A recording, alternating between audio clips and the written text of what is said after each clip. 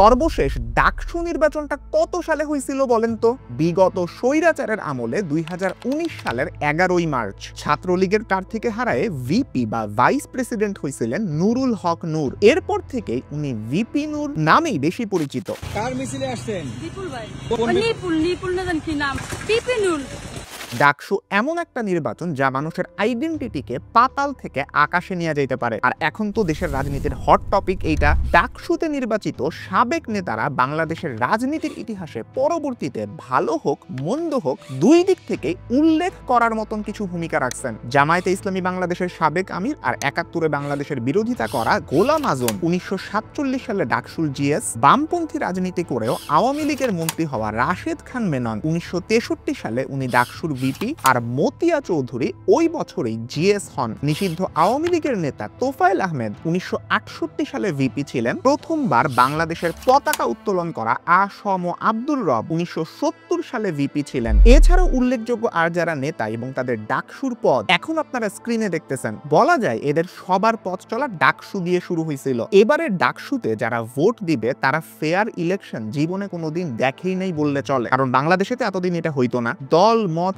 নির্বিশেষে সব ঘরানার পার্টিসিপেশন এই নির্বাচনে আছে। আর চারদিকে এইটা নিয়ে অনেকটা ঈদের আমেজ চলতেছে। একদিকে অনেক স্টুডেন্ট নির্বাচনে ক্যান্ডিডেটদের নাম মুখস্থ করতেছেন সমানে, অন্যদিকে জেন জি এর সাথে আস মোমেন্টে আমরা দেখছি দুই হাতে সালাম দেওয়ার পরেও আবিদুল ইসলাম খানকে দেখলে মেয়েরা দৌড় দেয়, কিন্তু সাদিক কায়েমের সাথে পুরাই উল্টা অবস্থা। আবিদ ভাই মন খারাপ কইরেন না, আমরাও আপনার ব্যথায় সমব্যথী। আজকের ভিডিওতে আমরা ডাকসুর ইতিহাস কি, এইটার ইম্প্যাক্ট কি, এইটা নিয়ে যে নির্বাচনী উত্তেজনা বা বিতর্কগুলো তৈরি হয়েছে, এই সবগুলো ব্যাপার নিয়ে আলোচনা করার চেষ্টা করব।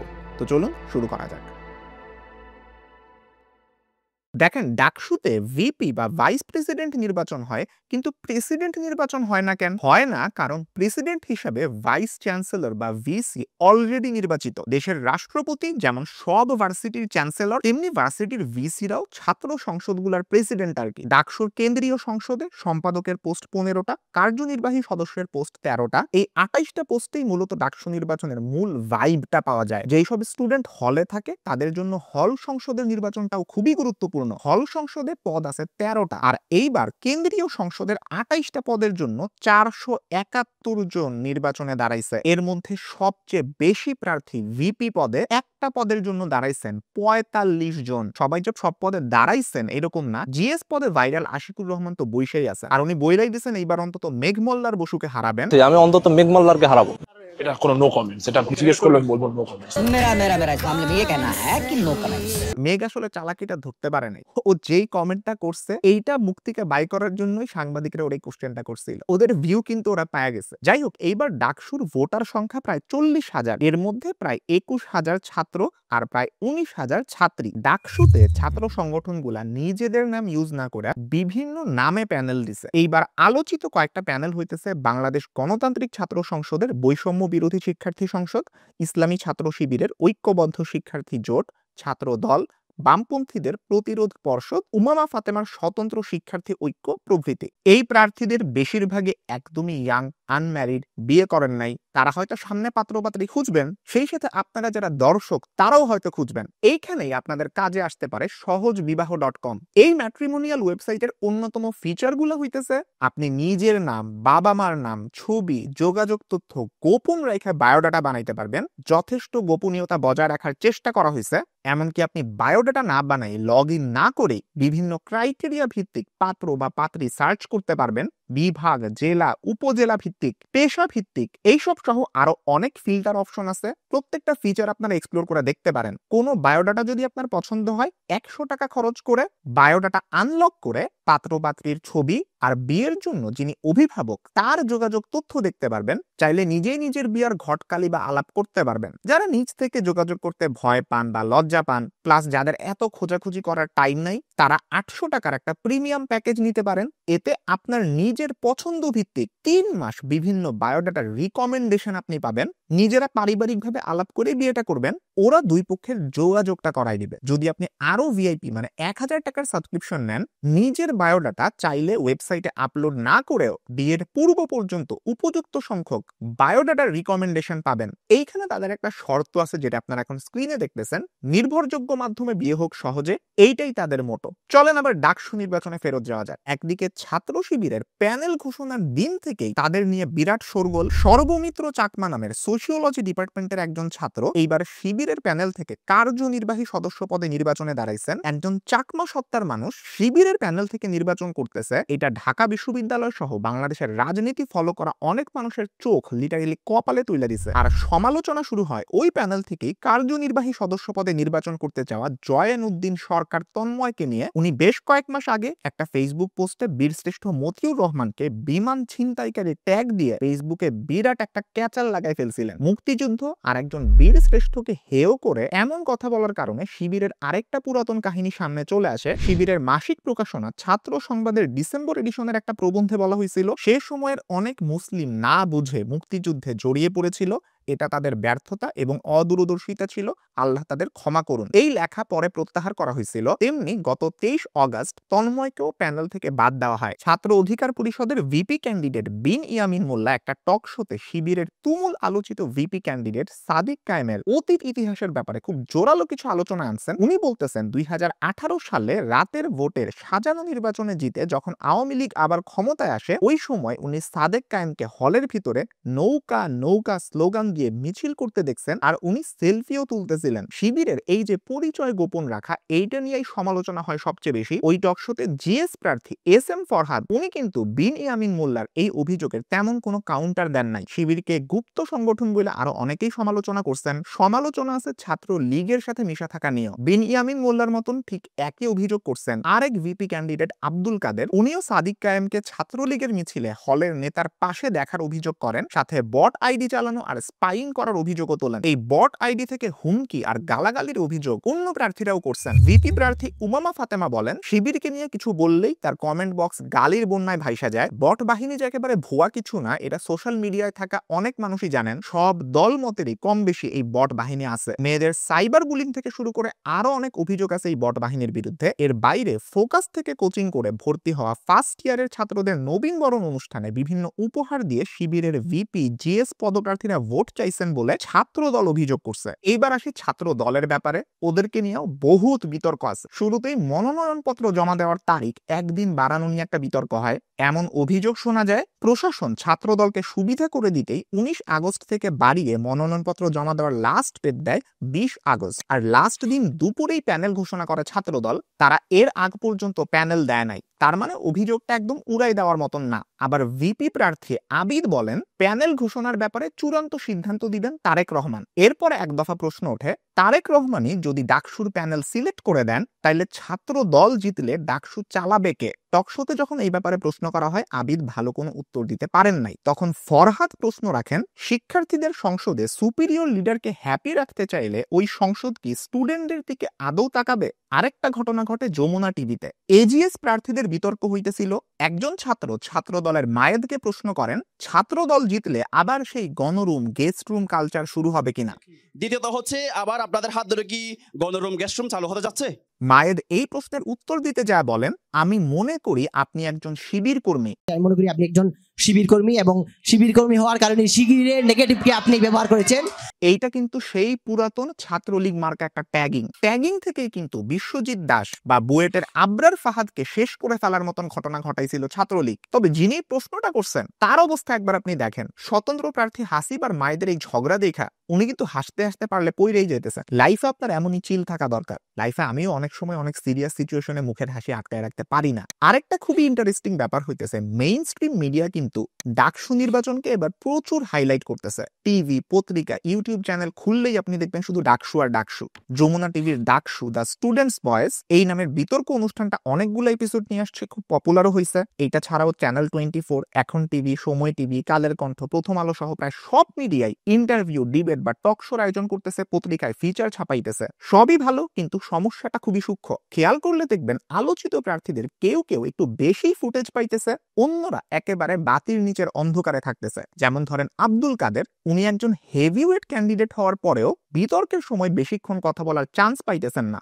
মিডিয়া তাকে নিয়ে যে খুব বড় রিপোর্ট করতেছে, ফিচার করতেছে এমনও না। একটা উদাহরণ যদি দেই, যমুনা টিভির ভিপি প্রার্থীদের 47 থেকে 48 মিনিটের বিতর্কে ছাত্রদলের আবির কথা বলছেন প্রায় 10.3 মিনিট, শিবিরের সাদিক কথা বলছেন প্রায় 10.8 মিনিট, আর বৈষম্য বিরোধী প্যানেলের আব্দুল কাদের কথা বলছেন মাত্র 4.2 মিনিটের মতো, যেটা কিনা আগের দুইজনের অর্ধেকের চেয়েও কম। দেখেন, আমি কোনো পলিটিক্যাল পার্টির অ্যাফিলিয়েটেড না, আমি টোটালি নিরপেক্ষ পয়েন্ট অফ ভিউ থেকে একটা সিচুয়েশন আপনাদের সামনে ব্যাখ্যা করতেছি। আপনারা নিজেরাই এটা জাজ করেন কোনটা সঠিক কোনটা ভুল। আরেকটা ইন্টারেস্টিং জিনিস দেখা যায় প্রথম আলোর সংবাদে উমামা ফাতেমার প্যানেল নিয়ে ফ্রন্ট পেজের উপরের পার্টে টোটাল 3 কলামের রিপোর্ট প্লাস উমামার সাক্ষাৎকার ছাপানো হয়েছে। সাক্ষাৎকারটা দ্বিতীয় পৃষ্ঠায় প্রায় পুরা 3 কলাম নিয়ে ছাপা হয়েছে। এটা 30 অগস্টের পত্রিকা খুললেই আপনারা দেখতে পারবেন। 3 সেপ্টেম্বরের পত্রিকায় এই প্যানেলের ইশতেহার দেওয়ার খবর দ্বিতীয় পৃষ্ঠায় 3 কলামে ছাপা হয়েছে। সেম কাভারেজ দিছে বামপন্থী প্রতিরোধ পর্ষদকেও। ফ্রন্ট পেজের নিচের পার্টে 3 কলামে প্যানেল নিয়ে রিপোর্ট প্লাস ভিপি প্রার্থী ইমির সাক্ষাৎকার। এর আগে 29 অগস্ট আর 2 সেপ্টেম্বর ছাত্র দলকে নিয়ে 2 কলামের রিপোর্ট আর আবিদের ইন্টারভিউ ছাপানো হয়েছে। 31 অগস্ট বৈষম্য বিরোধী প্যানেলের খবরটা দিছে 1 কলামে। বলতে পারেন ফ্রন্ট পেজের নিচের পার্টে এটা বড় বড় বিজ্ঞাপনের একটা সরু গলিতে এটা পড়ছে।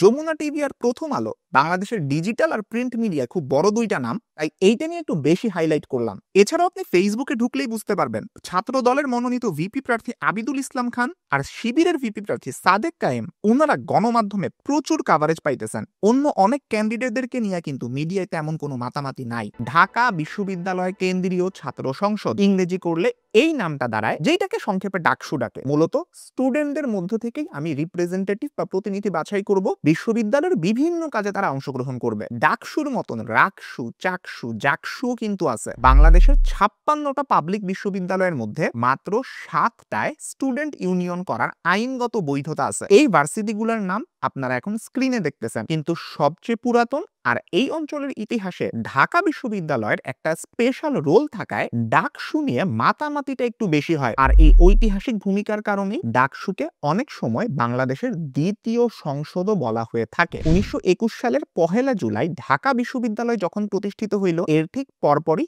Sir A F. রহমানের উদ্যোগে 3টা আবাসিক হলে ছাত্র সংসদ গঠন করা হয়, মুসলিম হল, জগন্নাথ হল আর ঢাকা হল। এরপরে 1923 সালে গঠন করা হয় ঢাকা বিশ্ববিদ্যালয় ছাত্র সংসদ। 1953 সালে যায় নতুন গঠনতন্ত্র অনুযায়ী ইংরেজিতে ঢাকা ইউনিভার্সিটি সেন্ট্রাল স্টুডেন্টস ইউনিয়নের প্রথম অক্ষরগুলা নিয়ে এই ছাত্র সংসদের নাম দেওয়া হয় ডাকসু। প্রথম প্রায় 20 বছরে ঢাকা বিশ্ববিদ্যালয়ের কেন্দ্রীয় ছাত্র সংসদ বলেন কিংবা হল সংসদগুলা বলেন, কাজ ছিল খুবই সুন্দর, পরিষ্কার পরিচ্ছন্ন। জ্ঞান চর্চা, সেলফ ডেভেলপমেন্ট, সমাজ সেবা, এই টাইপের কাজগুলাই ছিল ডাকসু সদস্যদের মেইন ফোকাস। তারা ইভিনিং স্কুল বা সান্ধ্য বিদ্যালয় চালাইতেন, খেলাধুলা করতেন, শরীর চর্চা করতেন, বস্তিতে থাকা দরিদ্র মানুষদের মধ্যে সেবামূলক কাজ করতেন। ওই সময়কার ডাকসু নেতাদের অনেকেই কোনো রাজনৈতিক দলের পারপাস সার্ভ করতেন না বা লেজুর বৃত্তি করতেন না। মানে এই যে এখন কোন একটা ছাত্র সংগঠন মূল একটা রাজনৈতিক দলের পার্ট, এই জিনিসটা তখনকার সময়ে নর্ম বা স্বাভাবিকীকৃত ছিল না। তবে স্বাভাবিকভাবেই কোনো না কোনো দলের প্রতি তাদের একটা সাপোর্টের জায়গা থাকতো। 1923 সালে প্রতিষ্ঠার পর এখন পর্যন্ত টোটাল 37 বার ডাকসু নির্বাচন হয়েছে। 1971 সালের স্বাধীনতার পরে ডাকসু নির্বাচন নিয়ে সব সরকারের মধ্যে টালবাহানা কিংবা অনীহা দেখা গেছে। 1971 থেকে 1990 মোট 19 বার ডাকসু নির্বাচন হওয়ার কথা ছিল, কিন্তু হইছে মাত্র 7 বার। আচ্ছা, তখন না হয় বুঝলাম অনেক বছর দেশে সামরিক শাসন ছিল, মিলিটারি পার্সনরা দেশ চালাইছে, ছাত্রদের নির্বাচনকে তারা হয়তো ততটা গুরুত্ব দেয় নাই। কিন্তু 90-এর গণ আন্দোলনে স্বৈরাচার এরশাদের পতনের পর যেই গণতান্ত্রিক সরকারগুলা আসলো, তারা কেন এই ডাকসু নির্বাচন হইতে দিল না? অনেক আলোচনা হইতে পারে, কিন্তু আসল কথা ডাকসু নির্বাচন হয় নাই অনেক ক্ষেত্রেই। 1990 সালের পরে আবার ডাকসু নির্বাচন হইতে সময় লাগে 29 বছর। এইটাও আর একটা বিস্ময়ের ব্যাপার যে স্বৈরাচার হাসিনার সময়ে ডাকসু নির্বাচন হইছে। আরো বিস্ময়ের ব্যাপার, সন্ত্রাসী ছাত্রলীগের হুমকি ধামকি আর নির্বাচনকে ইনফ্লুয়েন্স করার এত চেষ্টার পরেও ভিপি হন কোটা আন্দোলনে অন্যতম নেতৃত্ব দেওয়া নুরুল হক নূর। তখন থেকে আজ পর্যন্ত তারা সবাই ভিপি নূর এই নামেই চিনে। পিপি নূর, পিপি নূর।